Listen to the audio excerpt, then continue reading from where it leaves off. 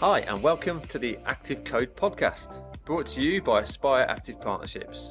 I'm Paul Griffiths, and joining me each week on the pod is Luke Johnson. Aspire Active Partnerships is a community of like-minded business leaders who all believe that collaboration in the sports coaching and children's activity sector is essential for success.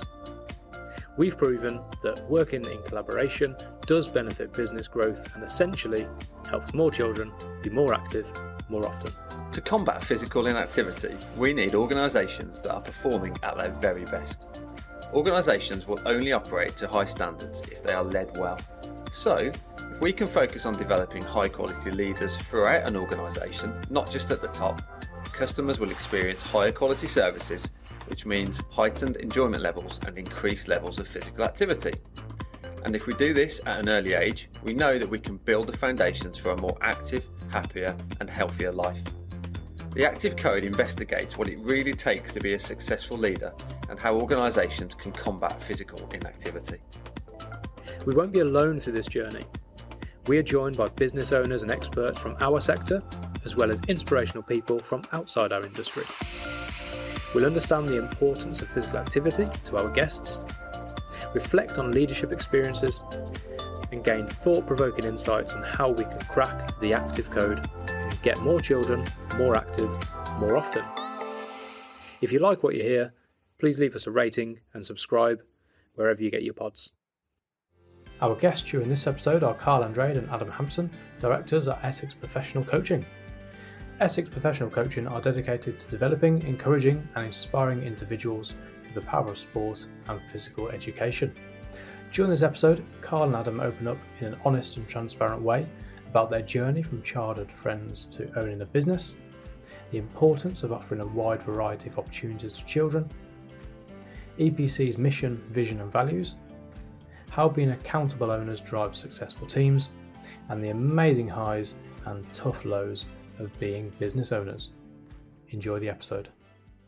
Karl and Adam from EPC, welcome to the Active Code. It's great to have you with us. Thanks for having us, guys. Brilliant to have you. Could you start off, and I'm going to come to you first, Adam. Tell us a bit more about your professional journey so far. Can I jump in, Luke, and can I kick us off? Mainly because I struggle to keep quiet sometimes, don't I? So sorry for being boisterous, but I'd love to kick us off if that's okay. Yeah.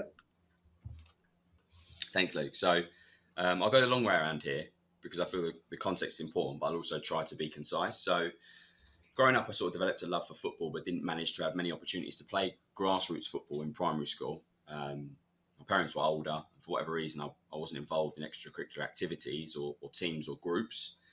But when I joined secondary school, a guy I know said, come and play for my dad's team. So I did. I went on to play for my friend's dad's team for the entire secondary school years, so between 12 and 16. And then in adult football, I joined what was kind of his Sunday team and played sort of through my 20s for his team as well. And I built up such an amazing bond and friendship with a guy I see almost as a second father to me in many ways. So through secondary school, I couldn't get enough of sport, loved PE lessons, was always wanting to give new activities a go, and enjoyed all things from trampolining to rugby, not the physical contact, mind you, but enjoyed it nonetheless. And then leaving school, I trialled and got accepted into a 2-year football college program. And at the time, they were the only provider in the local area. So there was a really strong group of football players at that time. And it was really the best 2 years of my life, playing and learning the beautiful game along with academic studies each day. And with those studies, I was fortunate enough to obtain a level 1 and 2 in football coaching. And it was at that stage that I realised I got fulfilment out of helping others to develop in football, opportunities that I felt I didn't have access to, particularly in primary school. And I think that upbringing and lack of opportunities at primary school age supports my attitudes and behaviours towards wanting to provide positive, active experiences and opportunities for children and young people even now. So when I left the 2-year football college programme and began climbing the sports coaching ladder through shadow and support hours to part-time, this was coupled with studying a part-time degree in sports management, which was a great course packed with excellent business content, but I was just too young and a bit immature to truly benefit from it. Yeah, I do feel it's helped me in business nowadays. But so alongside the degree, working part-time for a community foundation, where I progressed to full-time employment, and upon graduating, from then it was coordinating and managing a program and managing people loosely, I began to see how the company I worked for operated, and the mission and vision didn't align with my values. So after being involved in the children's activity sector and elite football coaching for almost a decade, I left and joined the family-run business in the motor trade.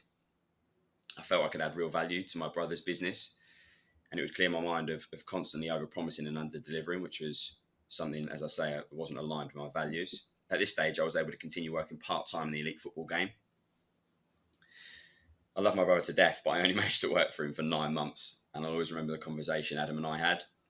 I was stood on the courtside outside my brother's office in Langham, I think it was at the time, and we were chatting on the phone, probably talking all things Man United v Liverpool, but let's not go to that one right now. But we said if we don't give this a go now, we probably never will, and that was the beginning of what was EPC to date. So for about 6 months, we spent evenings and weekends looking for clothing kit, logo formats, website ideas, social media, business cards, and then the summer of that year, we launched our first football camp at the secondary school we both attended and engaged 23 children across a 3-day camp. And the business began sort of working with any contacts Adam and I had to give us a platform to positively impact children's lives through PE, sport and physical activity. And we based a lot of our growth in the early days on professional and expert delivery, coupled with building as many positive relationships as we possibly could. That led to referrals and word of mouth growth. But actually those principles served us really well in the early days, and they're still very much a part of how we operate day to day now. Fast forward 6 years and we're now operating across Essex and a touch into Suffolk. I think just linking in with Karl's journey, mine and Karl's journey has been really interlinked ever since infant school to primary school to secondary school. So a lot of the sort of pathways that Karl mentioned, we've sort of gone along those together. We both studied at the same football college. We then both went and worked at the same community scheme on the same degree program. So we've been around each other from a very young age, and sport and physical activity has always been really prevalent in every decision we've both chosen to do throughout our whole lives. And where mine and Karl's pathways for probably that 9 months went in different directions was I was actually fortunate to progress from the community scheme to work in what was at the time my dream role in coaching, and something that I'd sort of built up to gradually through being involved in this sector, and that was a foundation phase lead for a professional football club. So I was responsible for the under 6 to under 11 coaching groups and the coaching staff. And I quickly realised within that first year of being in that environment full time that I was going to have to make a change, because it didn't really align with where I wanted to go from a sort of individual perspective and a work-life balance. It just didn't match up. I wanted to have children. I wanted to be a little bit more in control of my time, and that the role that I was in was just never going to allow me to be able to have that sort of freedom. And Karl touched on it as well, his experiences in the family business. It's sort of both. It's funny how things sometimes happen, and the conversations spark things, and then out of that we started working on EPC behind closed doors, really, and just formulating a plan and getting our heads around it. And then launched the business in 2017 and haven't really looked back ever since. I think we both probably say it was the best professional decision we both have ever made. You mentioned that you had 23 kids on your very first activity camp. Do any of them still have contact with you?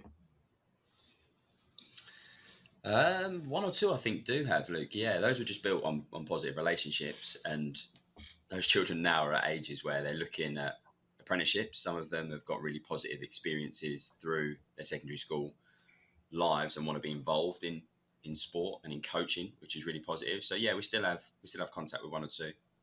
That's when you know you're starting to get old, guys. When you've got that kind of full circle of someone that you've worked with as a customer in essence, and then they become a member of your team. Yeah, we've been there, and that experience is quite an interesting one. Thanks for sharing your background. It's really interesting, and some good links there, and quite clearly you're both good mates as well. And we'll come on to that in a bit more detail in terms of running a business with a mate and having a business partner, because obviously some people try and do it alone, but we'll come on to that a bit later. Next I'd just like to dive into the activity side of things. So Karl, you mentioned that quite unusual, really, I guess, in your experience when you were younger. Most people will have a very positive, good experience at primary, and then it tends to kind of dwindle off a bit in terms of sport and activity focus at secondary. But clearly, activities are a very important part of both of your lives. So, what does it mean to you personally, physical activity? Yeah, I think it is quite unusual, as you mentioned, Paul, on the growing up and the upbringing, and I think it was because of those kind of lack of opportunities, but then it was within limitations. So I was trying to play football sort of when we got home from school and out on the school field and trying to be involved in activity. But in secondary school, I made a lot of my own choices, which was really positive. And I think the main sort of what physical activity means to me behind that was always based on fun, enjoyment, and challenge. So anything within being active, and I mentioned challenging that because I always felt, reflecting on my own experiences, whether it be running, jumping, throwing, kicking, catching, whatever the activity was, it was always, okay, I can do this part. I often would get challenged at something else. And that was probably maybe a competitive edge, Adam versus myself, or whether competing against other friends. So maybe there was that competitive element within that. But I always felt it helped if there was an element of challenge to try and progress to the next step or the next stage. So for me, it's really about fun, enjoyment, and challenge. How about yourself, Adam? Yeah, I think, linking closely to what Karl mentioned, it's got to be fun first and foremost. And I know when I was younger,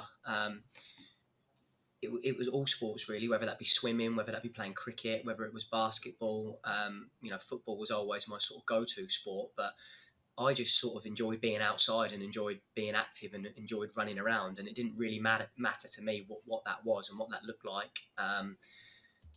That was where I really enjoyed myself and where I really found I was at home really. And I think it's both of our nature really that we both like a challenge as well, and we've never sort of shied away from one really as well. And I think when I remember as kids, whether it was sort of running around playing manhunt and trying to get into dens as kids or whatever game it was, we always wanted to win and always wanted to challenge ourselves as well. So I think that is a big part of what physical activity is for both myself and for Karl. And you're both still active now. Obviously, you're both very busy. EPC's grown pretty significantly in the last few years, and I know you're both extremely busy with family life as well. So, do you still manage to squeeze activity in and get the benefits of that?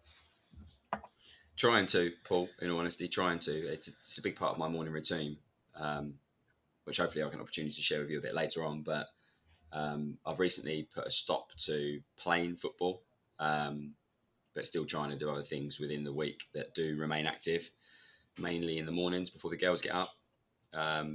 We were fortunate enough to get into the London Marathon this year, so that's requiring a lot of running training at the moment. So, yeah, it's really important. I'm still trying to factor it in amongst hectic lifestyles. I think it's a social element as well of it. So recently we've set up a 7-a-side team with our friends on a Tuesday night just at one of the local power leagues, and every Tuesday night we go out, we play, we have a drink after and have a chat and a catch up. And I think since bringing that in, it's really just honed in on that. Yes, it's great that you're being active and that you're keeping active, but actually it's the people that you're with and those experiences and relationships that you build as well through being part of it. And I think going back to sort of the busy lifestyle myself and Karl both lead with 2 young girls in the family as well, it's how can you get them involved in the activity as well. So myself and my partner Jess, whether we make a big deal of sort of taking the kids out and trying to do things outside that are active, whether that's going down the park or even if it's just chasing the little run around the garden or bouncing on the trampoline. Each week it's trying to build that into their lives as well, so that hopefully as they get older it becomes a big part of what they enjoy doing as well, like myself and Karl have. I'm going to let people be on the curtain a little bit, because when we've met at conferences and workshops, you guys have been running the streets of Birmingham at 5 a.m. before those early workshop starts. So I want to focus in on, you mentioned kind of how it's important to you individually and in your family life, but how does that physical activity then translate into your work life, and what benefits do you see from still being active? Yeah, so I've always been active and enjoyed games that required movement and challenge. And over the years, I'd say, look, I've become incredibly more self-aware, as you do mainly since turning 30, and I'm 33 now. So I've realised that if I don't take care of my physical health, then I'm a lousy version of myself as a business partner, as a fiance, a dad, a best friend, a colleague, etc.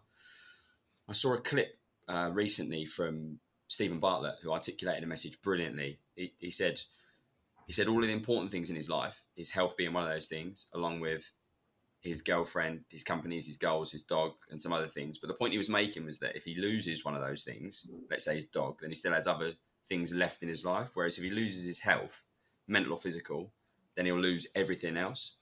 And that's why it simply must be a priority. And that really resonated with me in terms of benefits, not only to work life, but life in general. And over the past few years, I've tweaked, as I just alluded to, my morning routine to include movement first thing in the morning, a run, home or gym workout. And the results are that I'm healthier for one, but it sets me up to win the day, which consequently positively impacts my work life. Well, what about yourself, Adam? What kind of Yeah, benefits do you see? I think for me, building it in for myself is sometimes it might be the only time in the week where you've got a little bit of headspace to yourself, where you can just get out for a run, even if it's just 10 minutes, 20 minutes, 30 minutes, but building it into your routine where you actually have a little bit of time to think. But then also the flip side of that, sometimes when you've had a busy week or maybe things haven't gone quite to plan, it's nice sometimes just to forget about things as well. So I'm quite lucky where I live. There's a lovely little route, which is only about 7k, so I can just about get round there and not struggle too much in the mornings over sort of half hour, 35 minutes. And it's just really peaceful and really sort of tranquil. So it's just nice to get out sometimes in the morning and just start your morning routine right. And I always feel that, I'll be honest, I'm the complete opposite with Karl in terms of morning routines. I'm more than likely to sort of roll out of bed 10 minutes before I need to be somewhere. But I always feel that when I do build in that time in the morning, that I'm actually a better and more productive person and more sort of alive and alert. So for me, it's something that I just want to try and build in more regularly, really, because I can definitely see the benefits of it when I have forward planned enough and manage to get out in time, really. And you both mentioned you've been very kind of passionate and into sport from a young age, but we know that a lot of children probably aren't engaged with sport. So we need to focus on how we can get them physically active if sport isn't a love for them. So at EPC, how does the team that you lead promote physical activity to those children that don't have a love of sport already? I'd say, Luke, by using our core values, enthusiasm, passion and care. So we aim to create a positive, engaging and inspiring environment for children.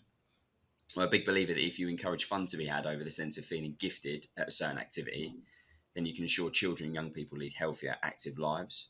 My fiance's sister, she isn't a big or sport or physical activity fan, and I'm convinced that this is down to her negative experiences that you should share with us at crucial primary and early secondary school years. So I'd say by really trying, and I know we've touched on it already, add that fun element. That fun can be the engager within activity. And I think for me, sport and physical activity can be so many different things to so many different people. So we've already touched on already that football was really, really big and really important for us, but football might not be everybody's sport or everybody's go-to sport. So with the children in schools that we work with, it's about finding out about the individual children within the school. What is it they want to have a go at, or even giving them opportunities to take part in activities or sports that maybe they might not usually get the opportunity to take part in, because that might just be that one sort of light bulb moment that tweaks a lifelong love for sport, really. And until you give these children these different opportunities and a chance to also have their input into maybe what they want to do and a chance to be listened, then it's very difficult to actually reach and engage. For the schools that you work with and the parents that use your services, how do you communicate with those customers so you're getting that information to come back and so it shapes your offering?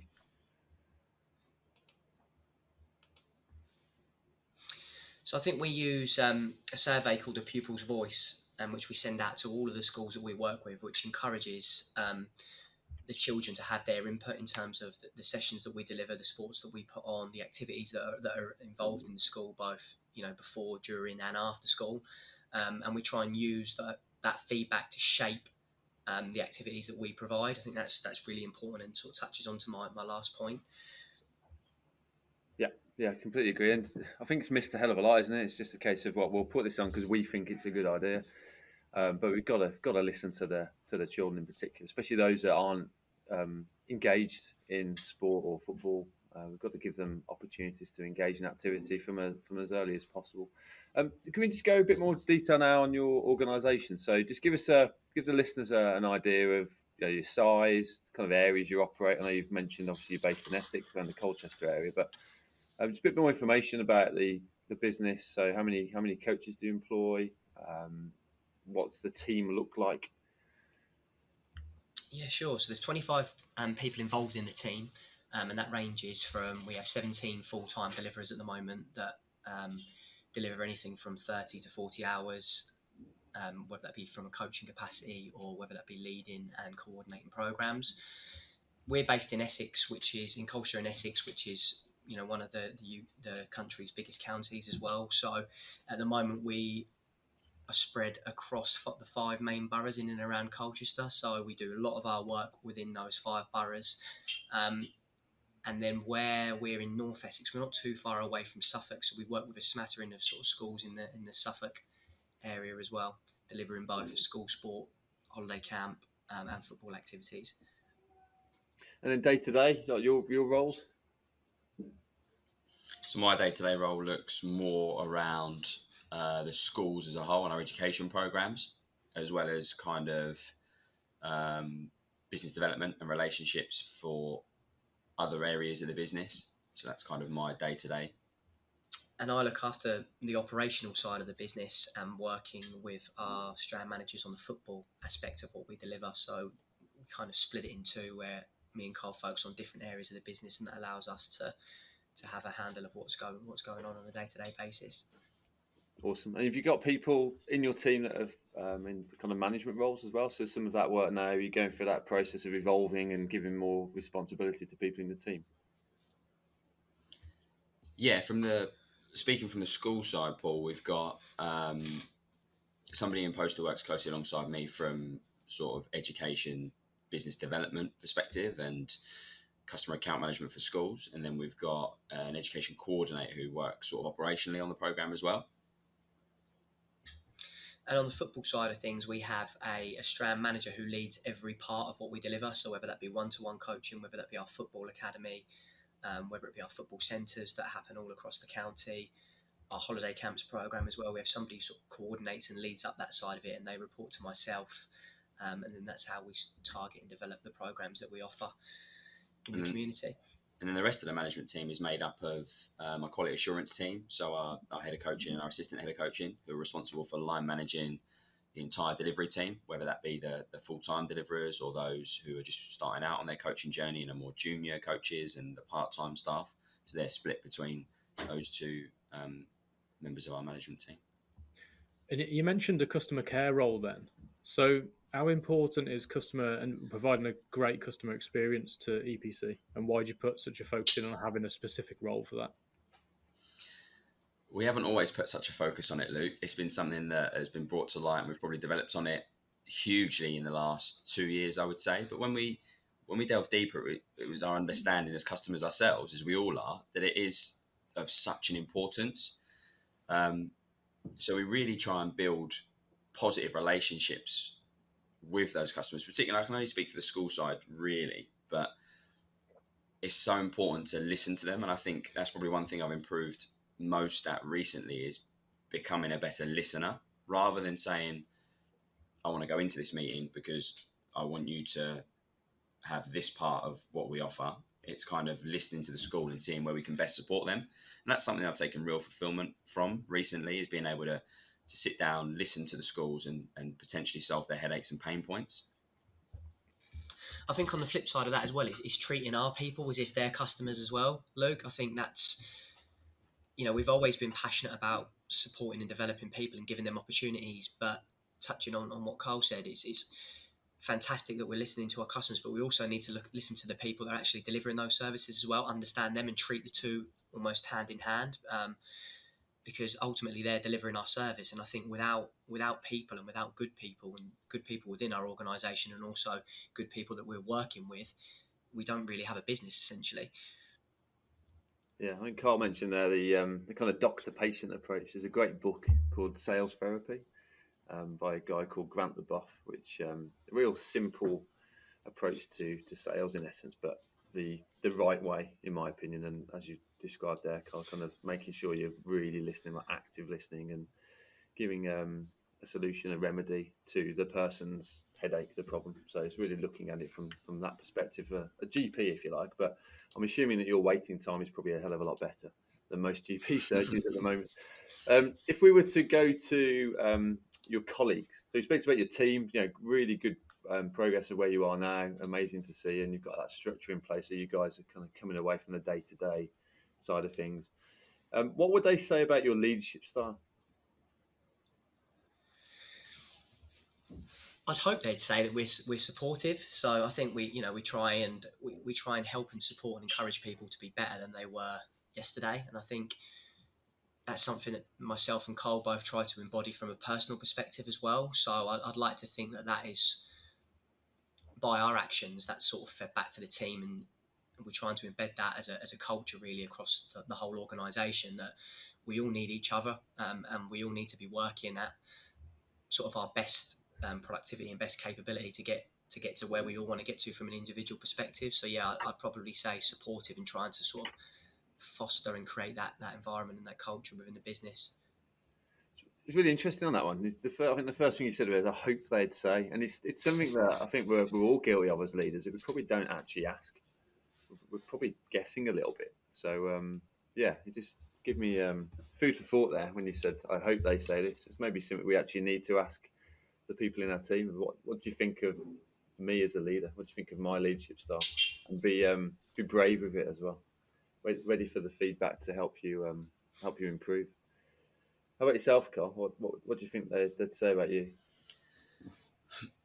I'd be hopeful that they'd say he's humane and personable within his approach, and I link it back to some of my experiences within my journey to date, whereby I left the other organisation based on how they operated, and it didn't match with my values. So then, when we started EPC, we tried to flip those and use those as strengths of what we were doing. And I think that was very much evident when we started to employ a workforce, that we still wanted to take, what's typically known in the local area in the sector, and try and reverse that to be strengths of what we do well.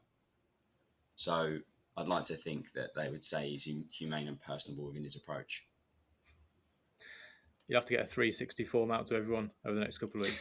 see if I'm sure they do say those kind words. And Karl, how do you approach decision making as a leader, and what factors do you consider when making important choices for the business? I think firstly, we're blessed to have two co-directors, and I think because of our friendship, as we've discussed over the past 25 years, it helps us to discuss matters openly with each other. So if one has an emotional bias towards the other one, can approach it with more of a calm and a logic. And secondly, as I mentioned earlier, the core values, enthusiasm, passion and care, underpin how we operate as human beings. We've always felt that even before we publicised these values, in how we make our decisions when, we're working with children, and how we make business decisions nowadays on a day-to-day basis.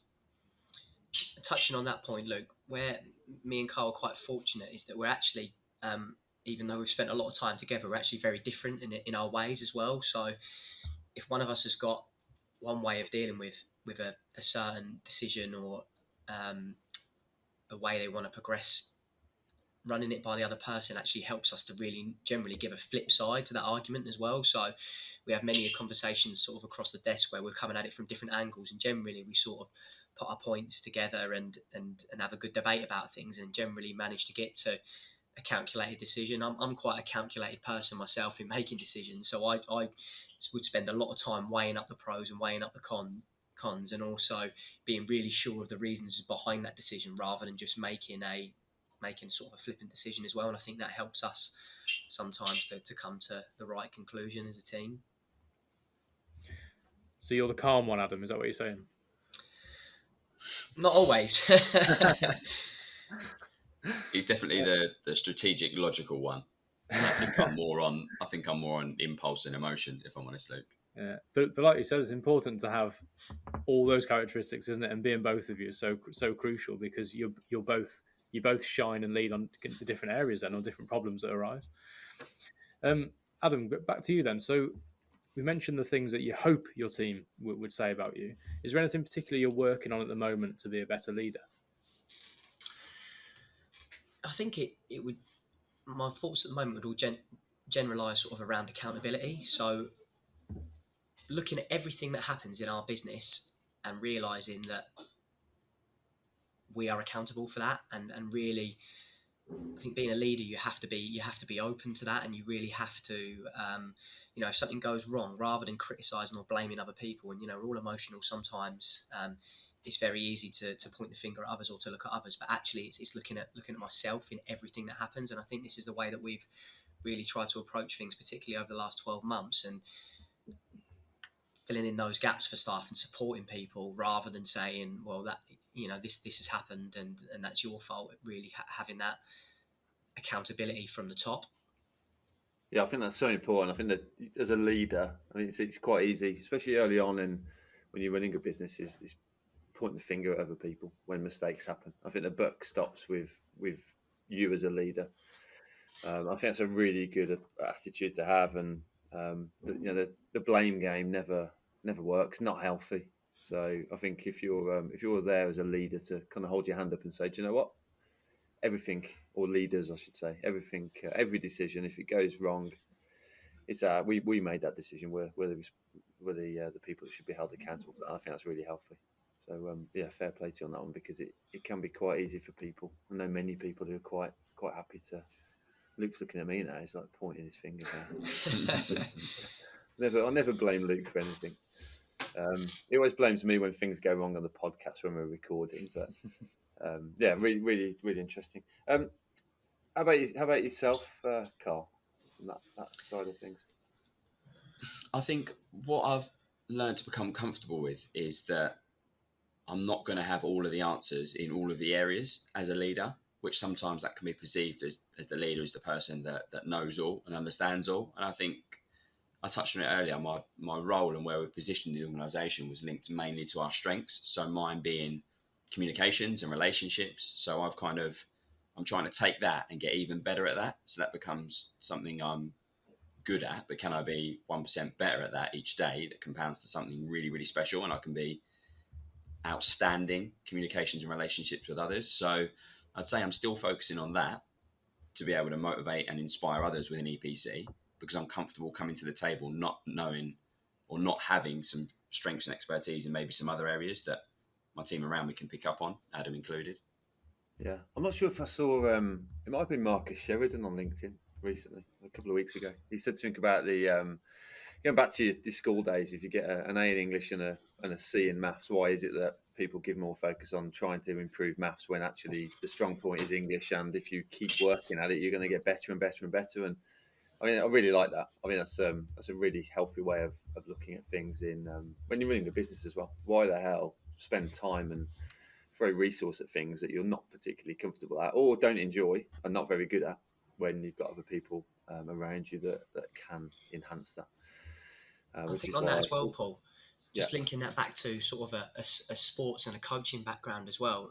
In my background, working with sort of elite young players, we really used to focus on their strengths and yes, not completely switch the light off on weaknesses, but if you're good at one thing and you can be really, really good at one thing, sometimes that's enough in life. And there's a list of people of endless that one really good skill, and actually they bring other people in to be involved in other areas where maybe they're not the expert as well. If you look at that in teams and in businesses, you don't have to be good at everything or a little bit, have a bit of knowledge in everything. Sometimes it's better to just be extremely good in one area. And I think as well, if you're looking at engaging children in sport, if you can really highlight early on the parts that they are good at, or the activities that they are good at, or find activities that children are good at, then you've got much more chance of engaging them over something for the long term, if the first and initial experiences are really positive. And on that point of maybe delegating or having other people to lead on things, how do you ensure that you develop great leaders within EPC? Firstly, you've got to recognise the potential for what you've actually got within the organisation. So for us at EPC, that looks like having a real awareness of the behaviours and attitudes of all the members in our team, which obviously starts from, like we've touched on already, listening, building relationships, and getting to know each individual personally. I think when you understand and you build strong relationships with your people, it makes it much easier to know which skills and characteristics they are motivated to develop, what their ambitions are, what their aspirations are, and also how you can then help them and lead them. So I think, again, at EPC, we place a really big emphasis on personal growth and creating a sort of accountability for your own career and development, which we then try to support with our actions. So an example of this is that everybody we bring into the business, no matter what level, forms a development plan with the support of their line manager, where they can map out skills for them to focus on, develop, and then actions over a specific time frame as well, which is ultimately owned by them, but they've got somebody within the business that can support them on that. So, and during this process, we share our own plans as well with the team, so they can see that it's not something, it's not a task that we're just asking them to do from being involved with us, but it's actually something that we're living and we're breathing as a group, because we all want to be better. So I think that's one element of it.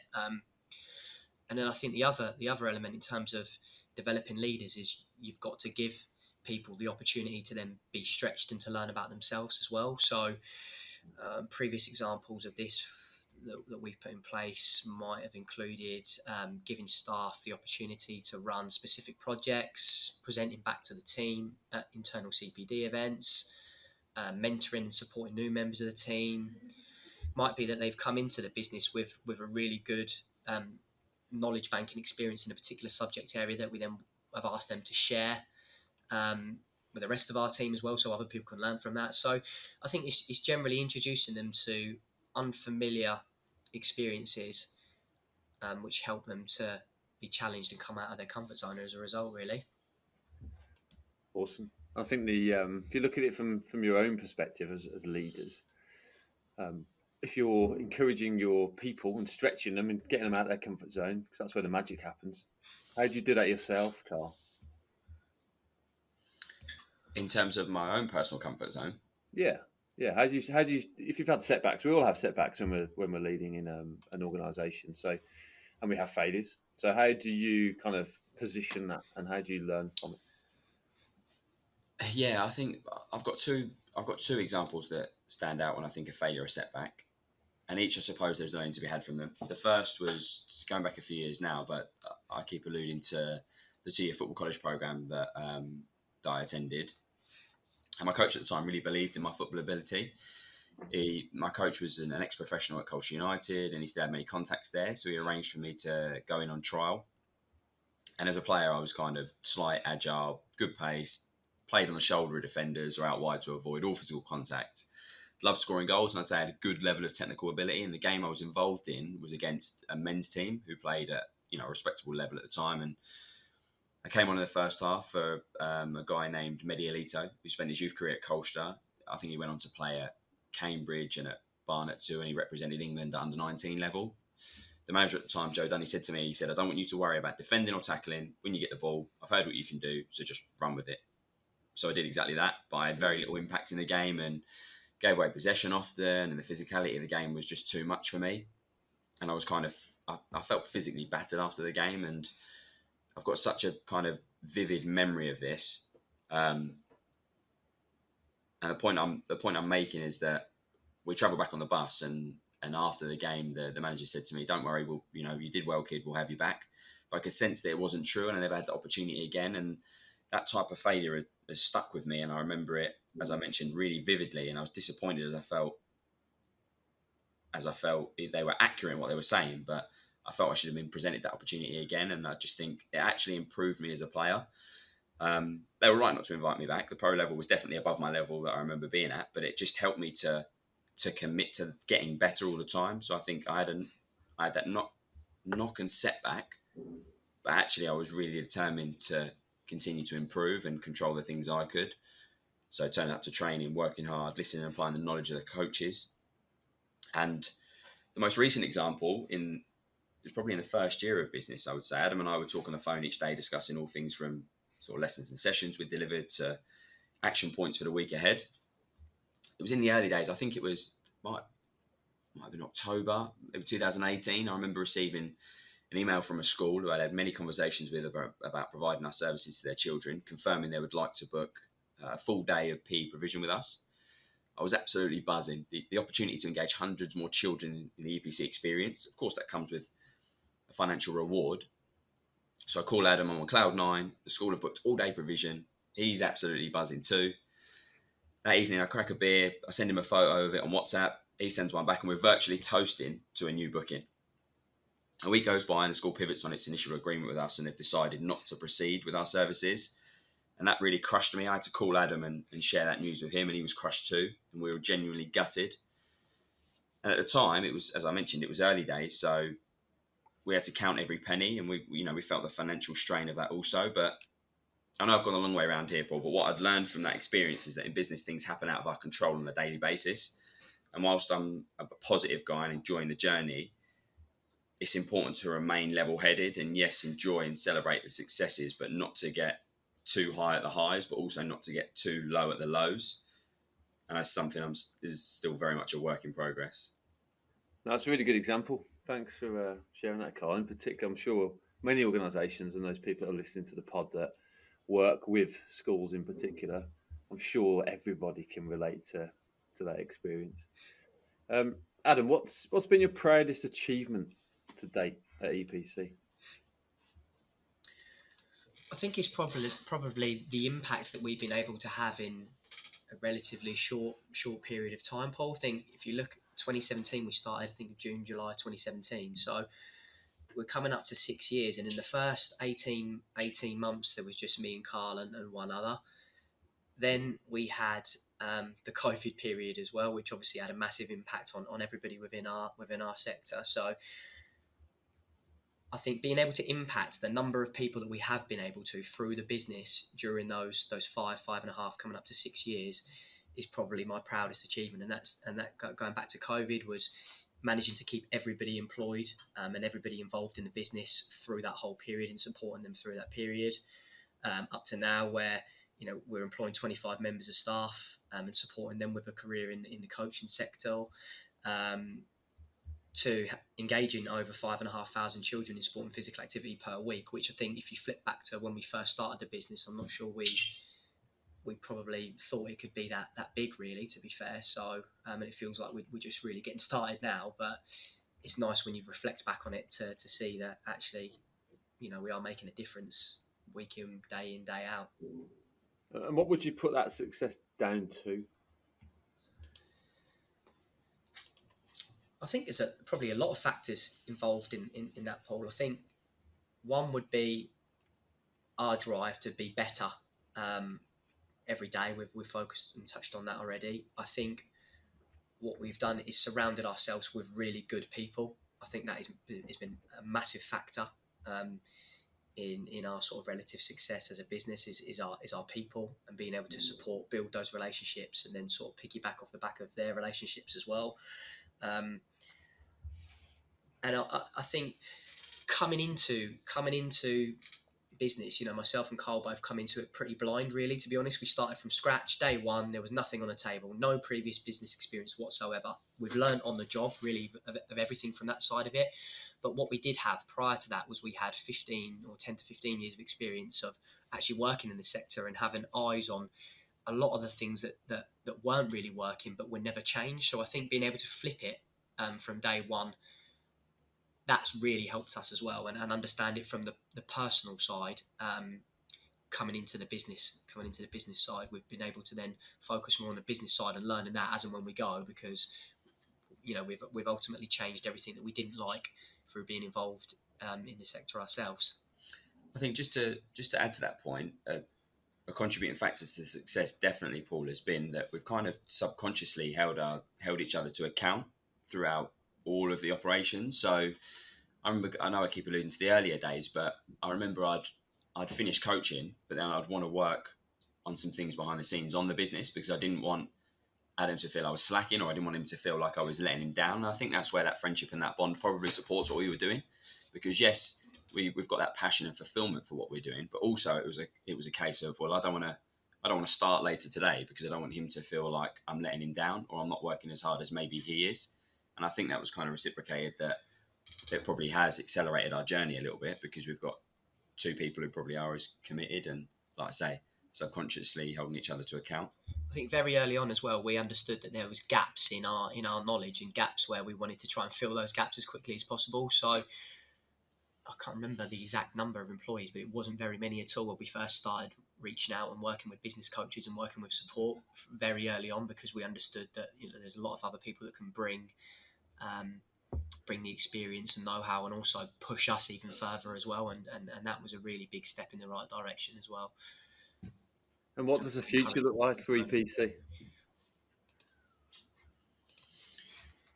depends how big we're thinking, Paul, to be honest. And we never thought that it would be anything further than myself and Adam when we started delivering. It was, right, we'll go and work, let's say 6 days a week, engaging children in sport and physical activity. We'll have a really good impact. We've got a day off where we can rest, reset, family day, and then we'll be back to it the next day. And then we quickly realised that actually by employing the right people, the good people, it can really expand our reach across Essex and Suffolk. So I think in the future, it's based around engaging as many children and young people as possible across Essex. And that doesn't change really from when we made our first appointment in our workforce to maybe someday the 100th appointment. When are you going to employ your 100th employee then? What's the target date for that? Not yet. No, it's really interesting in terms of ambitions, and the impact you've had in those 6 years, like you said, is tremendous on the people you've got in your team, but also the children and the families that you are impacting. It's incredible. Coming to you, Adam, if listeners wanted to enhance their leadership skills and their business, have you got books, podcasts, or people that you'd recommend? Yeah, I think I'm a bit of a bookworm, Paul, Luke, sorry, a bit of a reader really. And I think that's where, again, me and Karl are quite different. I know Karl likes to listen to podcasts, and he's often sending me them, WhatsApping me details of things I should be listening to. And I'm often taking pictures of books that I've read and sending them across to him as well. So it's another way that we try and sort of share knowledge amongst ourselves, but then also forwarding that onto our team as well. So there's two books that probably stand out for me in terms of leadership skills and business. The first one would be the E-Myth. So really focused on and concentrating on working on the systems and processes to help business owners create a business that sort of exists apart from you and doesn't depend on you every minute of every day. I think when we read that and started to implement some of that in our business, we started to have really big gains with that. And the second one that's made a really big impression on me would be Start With Why by Simon Sinek. So really understanding and communicating the why first, and knowing why you're doing a certain activity or why you're getting involved in that, but being able to communicate that to your team as well. So from reading that book, I've tried to start every presentation I deliver to the staff or every meeting to understand, well, why are we spending our time doing this? And once you get that why, I found that you get a much bigger buy-in from people through communicating that early on in the process. And Karl, across to you for the podcast recommendations, then, I guess. Yeah, I'd certainly recommend following and listening to a guy called Michael Sheridan, and I know you guys mentioned him earlier. As I'd listen to him as often as possible. His approach to digital sales and marketing can help to transform your business, but his enthusiastic approach to delivering and articulating his messages in simple form makes him such an inspiring guy, I find, and one that you can certainly learn leadership skills from. And then we like to round off the pod with the $1 million question, really. What one thing do organisations in our sector need to do to crack the active code and get more children more active more often? I think for me, Luke, is very much focus on the people.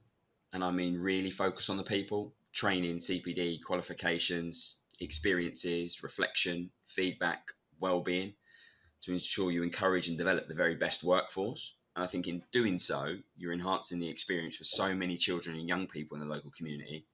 And as I said before, the more positive experiences we can create for those children and young people around sport and physical activity, the more we can keep children returning to those experiences. And I alluded to my fiance's sister earlier on, which mentioned around those negative experiences. So yeah, I think really focusing on the people.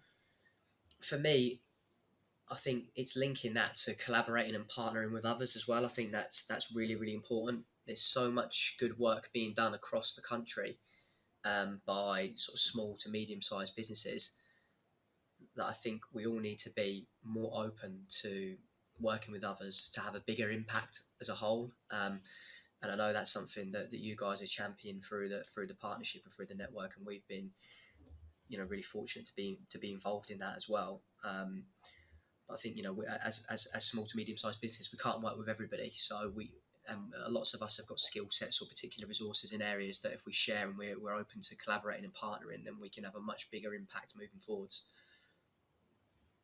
Like it. Two very, very good points there, guys. Thanks so much for your time. I've really enjoyed that. I think our listeners will take a lot from it. You're clearly two very passionate people, excellent leaders. And I think I've been stood here scribbling a few notes down, and I've just jotted down here that if I were to listen to this, and I would probably come and seek out a job at EPC, because I think what you guys are doing are great. I mean, you're two really, really good guys. You're in it for the right reasons. You're very values driven. Everything's aligned to those values, which I'm, completely agree with. And I think you complement each other really well. And I think you've articulated that exceptionally well in the last 50 minutes of the pod. So thank you so much for your time. And if you have any vacancies, just give us a shout. Thanks, Paul. Thanks, Luke, so much for having us. Thanks, guys. Join us next time for the Active Code podcast. Remember to subscribe to the podcast so you don't miss an episode. You can connect with us on Twitter @aspire_partners and find out more about us and the network at www.aspireactivepartnerships.co.uk.